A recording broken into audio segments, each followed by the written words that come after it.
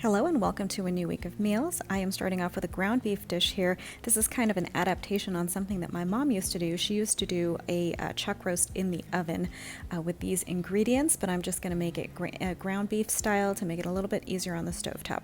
I'm taking some extra virgin olive oil. I've got some pre-diced chopped celery and onion, and I'm just going to saute that until it softens a little bit.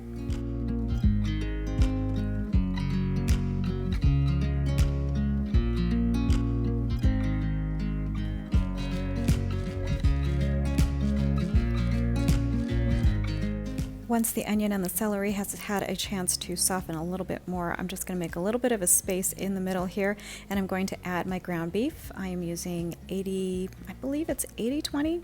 I think it's 80-20. Just putting that in there. This is about 1.5 pounds, so half of a 3-pound chub. I'm just going to take that and brown that in the middle.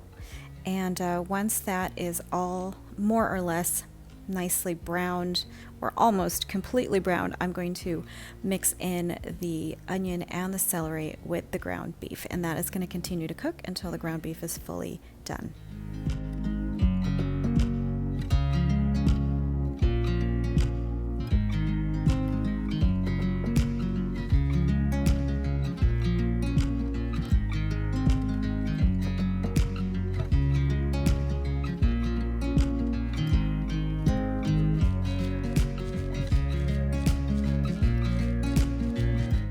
Don't forget to season as you go, so I'm going to add a little bit of salt and pepper to this, and then I am going to add the rest of the ingredients.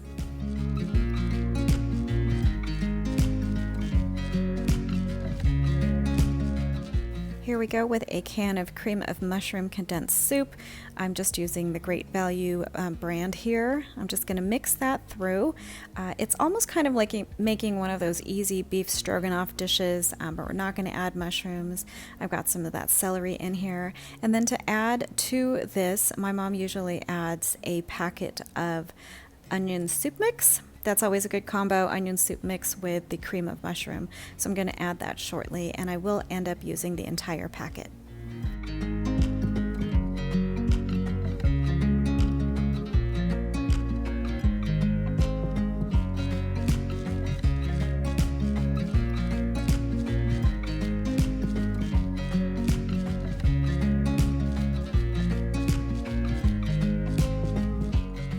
As always, do make sure to taste your food just to make sure it's seasoned as you like it. You can see here I've just decided to add the rest of the packet, and this is the finished product. It's just served over white rice. This would be really good with noodles as well.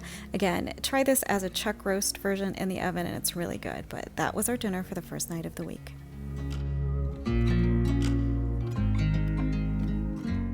Next up, I am trying my hand at some Indian fry bread, Navajo tacos. So I have never made this, since I think I was in first grade. I remember doing Indian fry bread for a class, I don't know, like a class demo or something, the teachers. I just remember that from growing up. But I'm trying my hand at a Navajo taco, and so instead of using a taco shell, we're using Indian fry bread. I got this recipe off of Pinterest, so I will link this one down below for the Indian fry bread. I'm mixing all of the ingredients here. We've got flour, baking powder, we have some salt, and the rest of the ingredients, which is basically, it's just going to be water. I think that's all that this recipe calls for. Very simple. There are other recipes online, but I decided to go for this one because it was nice and easy and not complicated at all. So I will mix that here in my bowl. I noticed as I was working with it, once I decided to roll these out, that it was a really kind of a wet dough. I think I probably should have added a little bit more flour so that it wasn't so sticky, but in any case, it turned out just fine. It was just a little bit more challenging for me to work, but it ended up tasting really, really good.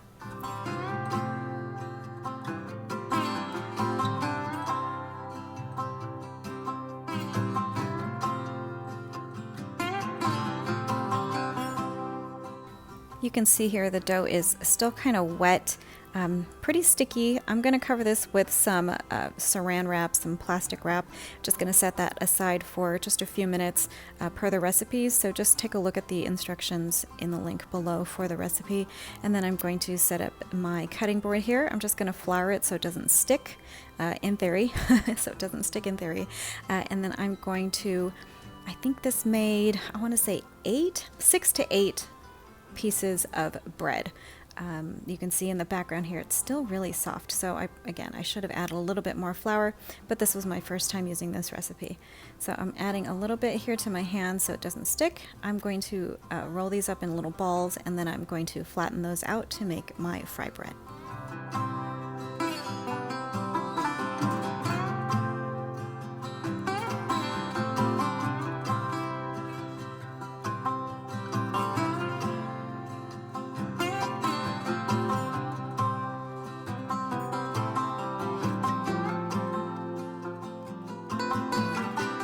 And for you keen observers, yes, I do stick my hand back into the flour container even though I have a wet sticky dough on my hands.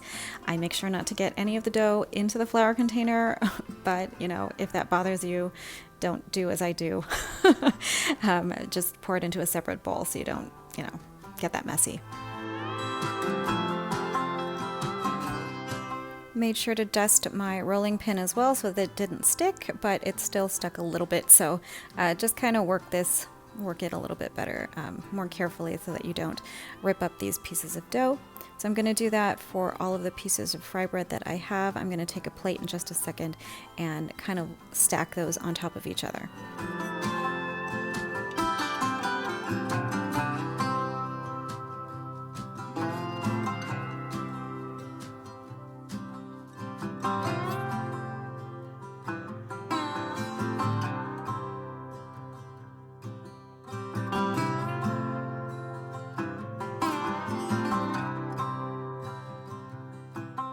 So as I mentioned, as I roll these out and I finish rolling them out, I am going to stack them on top of each other, which actually was a huge mistake.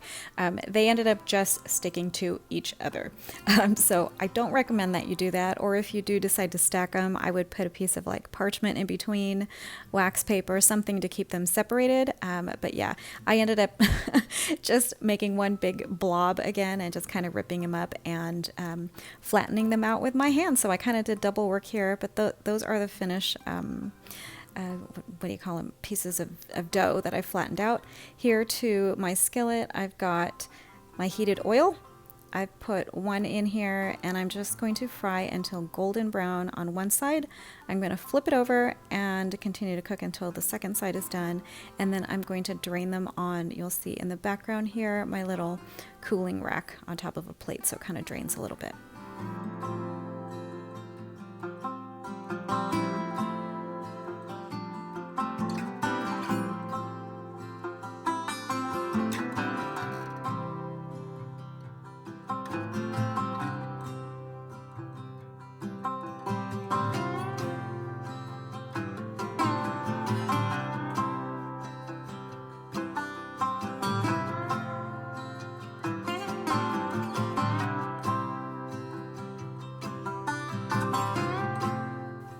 These were really, really tasty. I have to say, they were so simple to do.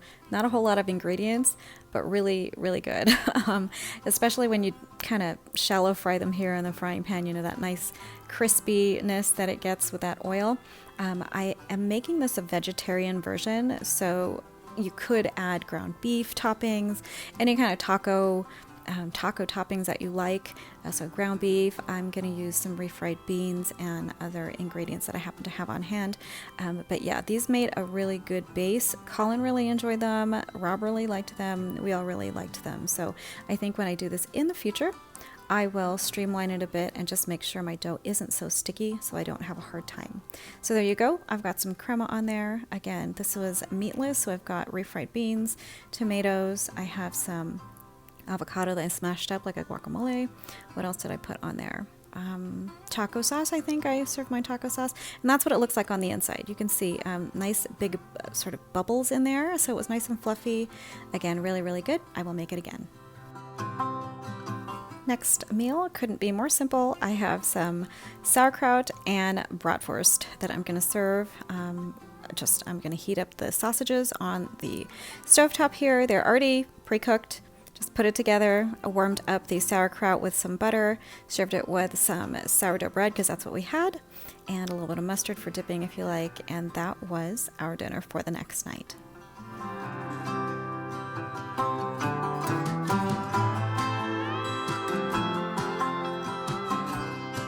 Next up, we are doing breakfast for dinner, Filipino breakfast to be specific. I've got a can of Spam, hot and spicy Spam here, because that's what I picked up and we like a little spice. I am slicing as thinly as possible because this is the way I like to serve my Spam. I like to fry them up nice and thin so they get a little bit crispy. So that is what I'm doing. I think I got about 20 slices out of this can. So if you can get more slices out of this, let me know how you do that. But I try to get as many slices as I possibly could. So I am just going to take this to the stove, to the skillet, and I'm going to fry these off again until they're nice and crispy the way I like it, and then serve this with some fried rice and some fried eggs.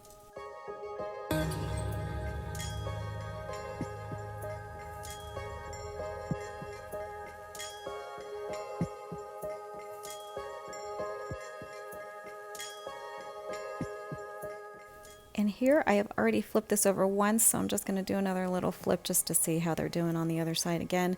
I like this even crispier, but you know, just serve it as you like it. If you don't like it super crispy, you don't even have to cut it or slice it as thinly as I do.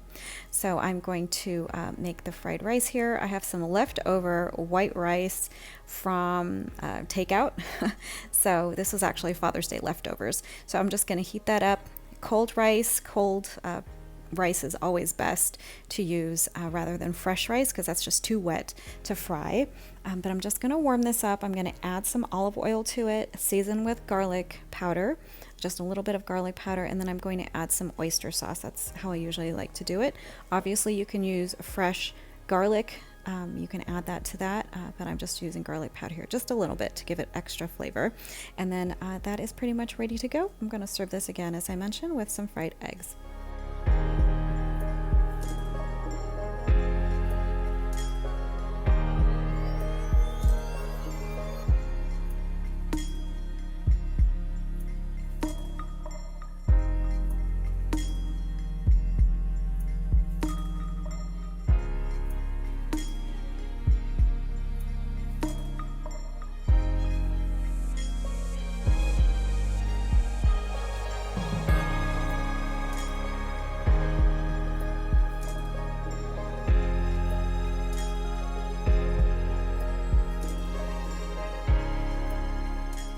There you go, easy Filipino breakfast for the next meal of the week.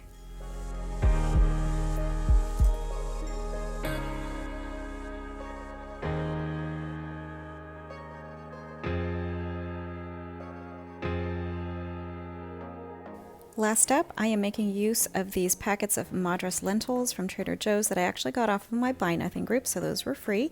Got some chicken tenderloin here that I am just going to brown up in my skillet.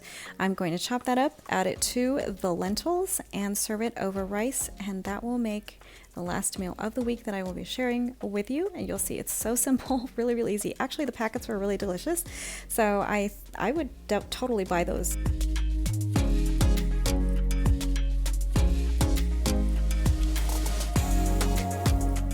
Just a little salt here to both sides, and then when that's done, I'm going to put everything together.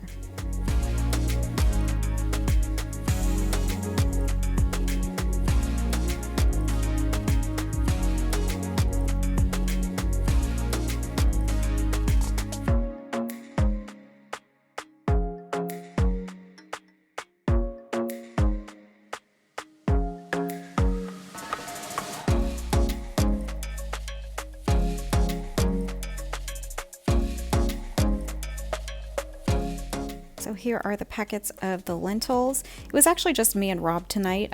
Colin, I think he went out with friends, so he did not partake in this, but we had enough for me and Rob and some leftovers for Rob to take to work the next day. So this actually made a pretty decent amount of food for us. So here you go. That is the lentils, the 2 packets. I'm just going to warm that up, and then while that's warming up, I'm going to chop up the chicken in the background and then add that to the lentils, and then that will be ready to serve with rice.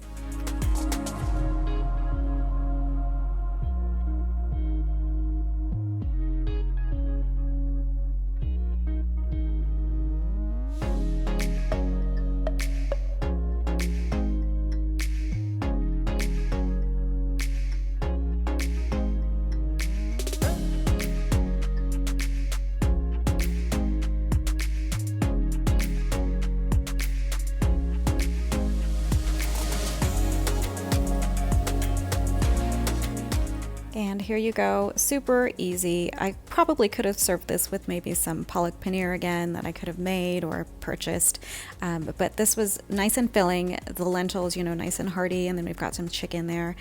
So a really tasty meal, and that rounds out this week.